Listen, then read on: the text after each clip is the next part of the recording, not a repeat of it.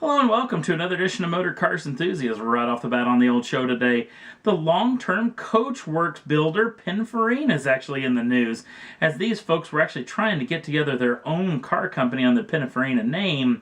These people have built some of the most and designed some of the most beautiful Ferraris and Lamborghinis that have ever graced the public roads. Now, this particular manufacturer was actually looking at becoming a manufacturer itself, but has since run into a little bit of financial issues, and they're going to go back to what got them going in the first place, back to coachwork building. We're hearing that if you want them to build you an automobile, which I'm assuming that you're still going to have to come up with the underpinnings of the car to begin with, whatever particular model that you want it based on, that they're going to lay their bodywork magic on. It's going to cost you around $2 million just for their side of the work. Pretty expensive, but you're going to have a vehicle that's one of a kind and built by one of the most famous designers in all the land. Next up on the list, you may know this particular corner from one of the most famous racetracks in the world in Belgium. This is Spa-Francorchamps Eau Rouge. The Eau Rouge corner, one of the most scary corners in all of Formula One and all of racing, period. Well, now it's going to grace the actual side of an automobile. And it's going to be this car, which when I first saw it, I thought, oh gosh, it's going to be a four-door runabout from infinity. These folks with their Formula One partners, Red Bull Racing, actually designed this particular vehicle. But before you get all bent out of shape like I did, this vehicle sounds like it may be a little bit cooler than I initially thought. The doors and the roof panels are the only thing that the Q50 Eau Rouge is going to have in common with the standard Q50. The vehicle is going to be lower and wider. A lot of exotic material is going to be used in this particular vehicle, not to mention advanced suspension settings, upgrade in horsepower, a lot of cool tech in this vehicle. And it's going to be making its official debut at the Detroit Motor Show, where we'll know a lot more about this particular automobile. So can't wait. I'm starting to get excited about this car. Next up on the list, well, the folks over at Volkswagen did something impressive. They sold 100,000 diesel units in the United States. Yes, diesel technology has apparently taken a little bit of a hold here in the U.S. market, as it's very, very popular overseas, but not much here. And they sold 100,000 units, and that's more than General Motors, Ford, Honda, and Nissan sold hybrids and plug-in hybrids. In fact, they sold more than all hybrid manufacturers other than Toyota. Folks over at Autoline.tv got a hold of this pretty interesting information about this brand. Be interesting to see what 2014 has in store for diesel sales.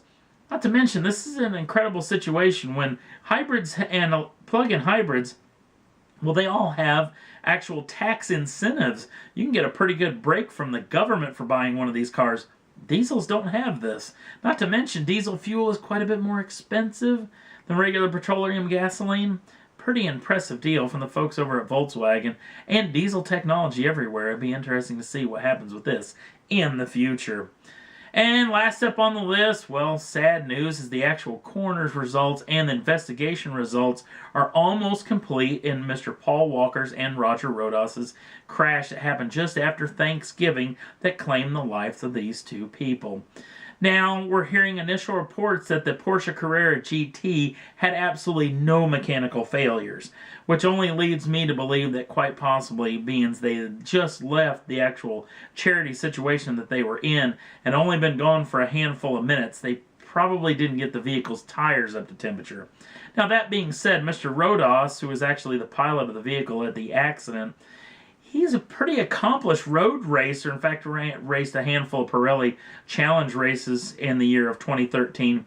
Not to mention he finished second in Porsche Carrera Cup points a couple of years ago. So he knows about Porsches. He knows how to drive. Now, initial reports were that the car had an accident and let as little as 45 miles an hour. That's been bumped up quite a bit. We're hearing rumors that this is going to be as much as 100 miles an hour. That the actual first impact took place across the street where the vehicle actually struck a tree, then went across the road and struck the second tree where the vehicle came to rest and actually erupted in flames. We actually have official details as far as the actual cause of death on both of these folks. Mr. Rodas had massive fractures to the brain area, and he actually passed away due to blunt force trauma. Mr. Walker's situation is a lot more scary when it comes to his particular situation. We're hearing a lot of fractures, and especially on the right side of the body, including pelvis area, jaw, and a lot of bones across the rib cage and the arms themselves. Not to mention, it sounds like that Mr. Walker may have been alive, obviously unconscious, after the crash when the fire erupted, as his cause of death is blunt force trauma and thermal trauma, which means that fire played a major role in his passing.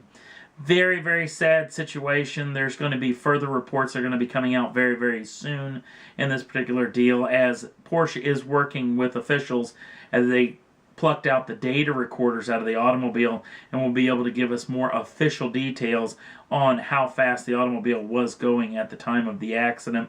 Obviously, Mr. Walker, very famous for the Fast and Furious franchise, which is filming as we speak. A lot of rumors float about that maybe Mr. Walker's scenes were all shot. Some of them claim that they haven't been, and they're now going to release date instead of June of 2014. It's going to come out in April of 2015. But a very sad situation. Right before the holiday, the passing of these two fellows. So all our thoughts and prayers go out to their families and friends going through a very, very difficult situation. And we ask you to send off your thoughts and prayers to their family as well. And that's all there was that I thought was worth talking about for this week's Motor Cars Enthusiast. If you want to jump on over to the Facebook page, the link's down in the show notes. Also, if you want to subscribe to the channel, you can do so at any time and get the first dibs on the brand new shows as soon as they come out. Thanks for watching, and we'll see you again real soon.